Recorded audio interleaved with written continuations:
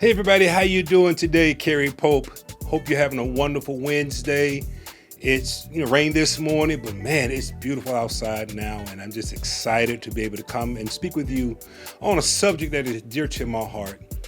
Three reasons why good men suffer, and how do we stop it? You know, for years, I'm a good man. I've known myself to be a great man. I've always been respectable. I've always done well by others, and but I've been hurt tremendously by some of the decisions that I've made in life. One of the things about good men is that we make bad decisions because we have big hearts. And how many of you can attest to that? You say, Kerry, I have a big heart. I'm a giver. I'm a lover. I love to give. I love to serve. I love to love. And in doing that, it caused, unnecessary pains and hurts because what we have a tendency to do until you learn how to love is you choose the wrong lovers. And so, you get yourself hurt and you do things that cause you to get hurt. A question that I posed the other day was, why do good men suffer? Why do good men hurt? It's all this talk about men are sorry and I want me this type of man, I want that type of man. But the reality is, there are a lot of really good men out here who are suffering at the hands of choosing the wrong lovers. They've chosen people over the years that have hurt them. They've chosen people that were not good for them, that took advantage of their niceness, may have taken advantage of their generosity. You have a lot of good men who love from a big place. And when you choose the wrong person to love, and you love someone who is not worthy of your love, good men get hurt. And there's a lot of good men, if you be honest today, you can say, Kerry, yeah, I can attest to what you're saying. I gave my heart to the wrong person. And when you give your heart to someone who is not worthy of it, or who doesn't know how to love you back, they'll take you to hell and back real quick. And you'll find yourself really struggling to love again or to open your heart up to love again. For years, I struggled with low self-esteem. I struggle with being I'm super hard on myself. I'm one of those perfectionists that will beat myself up over the smallest things. I mean, you name it, I'm beating myself up when others are going, man, you're great. And I'm going, but it's this, but it's that. But what it really boiled down from was over the years loving the wrong people and then taking, beating after beating and, developing emotional calluses after emotional callus to the point where I had to really do the work to open up to be able to love and be loved. Okay. Because when you've been hurt, and good men, I'm going to give you three reasons why good men get hurt. And I promise you, when I tell you these three reasons, you're going to be able to attest to them. And ladies, I really want you to pay attention because I've heard so many women say there's not any good men out here or men don't want to commit. It's not that men do not want to commit. There's some levels that have to be healed in the men so that they can commit, because when they did commit, they got hurt. Okay. And so one of the reasons is that society says that all men have to be strong, successful, and in control at all times. Men have to be strong, successful, and in control all at the same time, and all the time in control. Let me be honest with you. Control is something that, we have to work hard to maintain, especially when you've been hurt and you're trying not to show your tail to someone when you've been hurt. I know for me, I struggle with sometimes authenticity simply because, I'm afraid of how I'll be judged. So I got to always be strong, always be in control, and I got to always have it together. And I remember when I met Rebecca and we began dating, and one day out the blue she said to me, Kerry, you are enough. And when she said it, I'm like, what do you mean I'm enough? But I knew exactly what she was saying because a part of me felt like I wasn't enough because I maybe didn't have this part in control, or maybe I didn't have that as other people. But you're not always going to be in control. And so, ladies, if you're looking for a man who's always going to have his act together, he's always going to be in control, he's not going to be able to show his emotions. Listen, you got to understand something. Men are suffering, men are hurting, and they're looking for someone that they can trust, and looking for someone that they can lay their head in their lap and in your lap and just tell all that they're struggling with and not be judged, not be in control. There's some days where we don't have the answer. There's some days we don't know what's going on and we're trying to figure it out just like you. We want to know, God, what are you doing? We struggle sometimes with self-identity. We struggle with self-confidence. If you see a brother and he say he's always confident, he's always got it going on, he's lying. Because every brother that I know, okay, has had to work to build their ego. Now, unless he's got a high, strong ego, which now he's walking in pride, but most people who are big-hearted and have been hurt and has suffered, they're not, sometimes they feel a little, not confident about certain things because of past situations. Nothing's worse than to, feel good about yourself and have someone that you give your heart to tear you down like you're nothing. They say there's nothing like a woman's scorn. Well, women, I want you to know something. You can tear a man down with your mouth. The Bible says a wise woman built her house, but a foolish woman tear down that same house with her hands, which is really her actions and her mouth. And so, number one, men are not going to always be in control. They're not going to always have their act together. And it's not going to always happen. There are going to be times where we're not going to be 100% represented. And you have to be understanding of that, and you have to be okay with that. But you also have to know that, baby, I got you. Listen, what I love about Rebecca is there's days where I don't have it. She got it. Baby, I got you. I got the love. I got the support. I got the encouragement. Listen, you're not going to work today. Take the day off. Let's go eat. Let's go catch a movie. Let's go do a picnic. Because she's recognized that today I don't have it all together. And so three things, guys, three things that cause men to suffer is one, we're not going to have it all together. And we hope you're okay with that. Number two, men are often taught not to share their feelings or vulnerabilities. Do you hear me, ladies? Men are taught not to share their feelings or their vulnerability or their weaknesses because it's looked upon as you're not manly. And I'm going to be honest with you. Men are looking for women who would allow them to be authentic, to be strong, and to be weak. We don't want to, you know what happens, can I be honest with you, when you see an extramarital affair or cheating? What normally happens, unless he's just a plain out dog, and I'm not talking to the dogs, so this doesn't apply to the dogs who just can't get enough. They just want every tail they can get. I'm talking about those men who are not able to say to their significant other their feelings or their weaknesses or their vulnerability because she doesn't give them the room to do that. She's saying, well, I need a strong man. I need somebody, stop whining. I need a man that's going to have me when I'm down. But we need that too, ladies. We need you to have us when we're down because we're not always going to have it together. We need to be able to express our feelings and express our emotion and our vulnerabilities. Because when a man tells a woman his vulnerabilities, he's really giving you the card to hurt him. He's giving you the gun with the bullets to kill him because he's sharing with you his weaknesses. You remember Samson and Delilah. And Samson was known as one of the strongest men in the earth at the time. And his strength lied within his hair. His vulnerability lied within his hair. And he loved strange women. He loved strong women.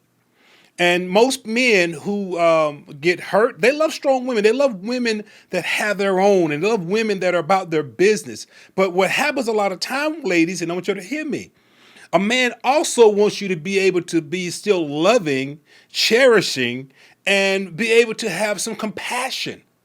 See, you can't bring that boss chick stuff home and throw it on your husband because he's not your client. He's not your employee. He's your man. Okay? I don't know who needs to hear that. And so when your man comes home, he wants to be able to take his hat off because whatever he's doing, he wants to be vulnerable. Samson was vulnerable. And Delilah was, but see, the problem with Delilah was she was on a mission to find his weakness. There are some ladies out here, and ladies, I'm going to talk straight to you. Men, you can attest. They're only looking for what makes men tick so they can know what to control them with. Now, ladies, if you're looking for a man to control, then you need to get out the game right now. And that's one of the reasons why men don't want to commit because they want to be vulnerable. They want to share their feelings, but they don't want to be controlled with what they share. They don't want it dangling over their head and thrown back in their face in their argument. Come on, let's be real about it. Men, you can attest right now. You can chime in. Men don't want to hear their vulnerabilities or their weaknesses thrown in their face in an argument, or when you having a bad day, or you want to get one up on him. Okay, that you want to turn a man off real quick. Do that. If you want to turn a man off very quick, and this is free right here, ladies, throw his vulnerabilities and his feelings back at him when he's having a moment in an argument. And he'll shut up, he'll shut down so quickly. And you'll say, well, he just don't want to communicate. No, he wants to communicate, but not with you. And that's where the other side woman comes in at, because she's willing to listen to his struggle. She's willing to listen to his vulnerabilities and his feelings. Where you're saying, I don't want to hear that. Now, that's not every lady. That's not every woman. There's some of you women, you were that for your man and he was just a dog. Again, we're disqualifying the dogs. I'm talking about men, good men, who have been hurt and they're wanting to stop it. So number one, you always got to be in control of your feelings and emotions and have it all together all the time. Not going to happen. Number two, men want to be vulnerable and share their feelings, but feel like they can't. You want to know what the third one is? Men don't have anyone to talk to. They don't have anyone to share their problems with. Because when men look at another man, you're thinking, well, if I share it with him, he gonna see me as a punk. So we don't talk to other men about our women problems or our wife problems or our children problems. I mean, we talk about sports and, laughing and all, but most time men don't get into it unless they really trust someone. Okay? And so men don't have anyone to share their problems with. They don't have that ability to open up and talk. Men, I want you to break that stigma in your mind that therapy is for weak people. No, therapy is to help people to get over a weakness that you can become strong. There are some family traumas that you've gone through in life growing up. There are some traumas you've experienced in dating. There are some traumas you've experienced with the baby mama dramas. Come on, let's be real about it. Some people have gone to jail, for not paying child support. Some people have experienced their children being taken away from them, and they really want to be that father. But they can't because it's been, taken away. Why is this important? Because when a man feels he cannot talk to another person about his problems, we just talked before about his feelings and vulnerabilities, he shuts down. And when a man shuts down, that is not a good thing. It's like a mule refusing to plow. He just ain't going to move. And so what I love about Rebecca and I, we have pillow talk. We have times where we sit at night and we share our thoughts of the day, and there's sometimes we talk about things that can be real touchy. It's not that we are always lovey-dovey. There's some days Rebecca can't stand me and some days I can't stand her, but we never stop loving each other. Okay? And just today we had a conversation. It was a very, very good one about some things that I struggle with early in our marriage. And, and I want to say this to all that are married or want to be in a marriage. If you're looking for that perfect man or woman, there's no such thing.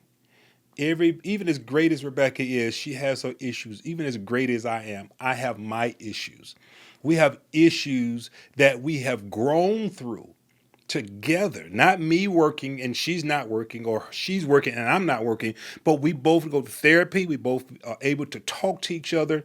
And that's important, because if you're going to have a relationship that is really going to be powerful and that's going to grow, you have to have therapy to work through the problems, accountability, and somebody that you can share your problems with. I have a lot of brothers that talk to me, a lot of men that reach out to me and we talk. I have some good friends of mine and that I've had to talk off the ledge. And I've had some friends have to talk me off the ledge because, you get tired. I'm talking to some guys right now, to be honest with you, Carrie, you talking to me, I'm tired. I give. All she does is take. She's not giving back. See, and that's leaving ground for extramarital affairs. That's leaving ground for you to start, looking elsewhere, or it leaves ground for the lack of communication. When we get in relationships are for mature audiences only. Okay? If you're immature, you don't have any business in a relationship. Relationships are about two people coming together who are mature, not perfect. Okay? But they're working to be in a perfect relationship with each other. So we're imperfect, but perfect for each other. And you're able to share your struggles with that person. And that person should be mature enough, okay, that if they hear something that they don't like, or they hear something that they didn't quite get right, or they hear something that steps on their toes, they're mature enough and they love their person enough to work on it. See, one thing Rebecca and we do is we try to really put ourselves in each other's shoes, right? And there's some things that are worth fighting for, and there's some things you let go. But if you're always letting something go and you're never speaking your truth, and if you're always letting things go and you're never expressing that you're suffering, you're never expressing that you're hurting, you're not expressing that you don't feel that they support you or they may be unemotionally available, you have to share this information. Because let me say something that I had to learn. As in tune as Rebecca and I am, as in tune as we are, there's things that we miss. She doesn't have ESP, and I don't have. I mean, I'm gifted, but open mouth, speak what you want. Stop expecting something that the other person has no clue that is expected. Ooh, that's good. Why, we have a tendency to say, well, I thought they knew I'd do it for them. And there's three reasons why men suffer. You don't have that ability to share your true emotions because you're afraid if you say something, she's going to bark at you. Well, let her bark. Let her bark. Because here's the thing. I'd rather you bark and I get my truth out than I keep it in and I'm dying. And you are saying, oh, he loves me. We have no problems. And I'm like, we got 25 on. Oh, I can list them right now, but I didn't say them because of the three reasons. We're not going to be in control all the time. I'm not going to have it all together all the time. That's why I need a suitable helper. As I talked about Sunday in the message, God said it's not good that man should be alone. I'll create him a suitable helper. So whatever is in my life that is a suitable helper, it'll help me when I don't have it all together. It'll help me when I'm not always in control. And then, I'm able to share my vulnerabilities and my feelings. It's not about whether they're right or wrong. Okay, let me say this to somebody. It's not about whether your feelings are right or wrong. They're your feelings. And if something is hurting you, you have to express it and not worry about how it'll be taken. Now you share it in love, right? But you don't just go, they'll think I'm a crybaby. Well, I don't care what you think if you're hurting me. It's my responsibility to express my feelings. And then if there's some vulnerabilities I have, to share that with you as well. Because if you're doing something that's making me vulnerable, or if there's something that I need to share with you that will make me vulnerable, then we should be mature enough and have a safe place where we can have these discussions. And then lastly, as I said, men, they don't have anyone to talk to their problems about. So men, you need to get into therapy. You need to talk about some issues. You can set up life coaching with me. I work one-on-one every day with people. And we can work one-on-one because I'm going to say something to you. You're going to speak to somebody, whether it's a judge, whether it's a police officer, or whether it's a preacher or a therapist or a life coach. But eventually, you're going to talk to someone. And three reasons why good men are hurting and how to stop it is by getting therapy. It's by getting a life coach. It's by working through your issues. It's by having an accountability partner that you can speak to and not feel like you're in it by yourself. As a pastor, and I'm going to close with this, as a pastor for years, I felt like I couldn't talk to anybody because of the expectations that I should have it together. Going through multiple divorces, and they'll say, there he goes again. He's getting into another relationship because I believed in love and I know that I'm marriage material and didn't want to be by myself. I want to be in a marriage. I believe in the institute of marriage, right? But the problem was I didn't do the work to get healed before I got into the next marriage. So I got into the next marriage, having a good man who's suffering, and I didn't have it together. I couldn't share my feelings of vulnerabilities, and I didn't have anybody to talk to about my problems. And it resulted in miscommunications, divorce, and bad choices. Why am I sharing this with you? Because I don't want you to go through some things in life that I've gone through. I don't want you to feel like there's no one you can talk to. I don't want you to feel like that nobody understands. I want you to get the help necessary so that good men can stop suffering. because I believe in you. All right, guys, I want to hear from you. Write me, leave comments for 3 reasons why men are hurting, good men are hurting, and how to stop them. Take care, guys. Bye-bye.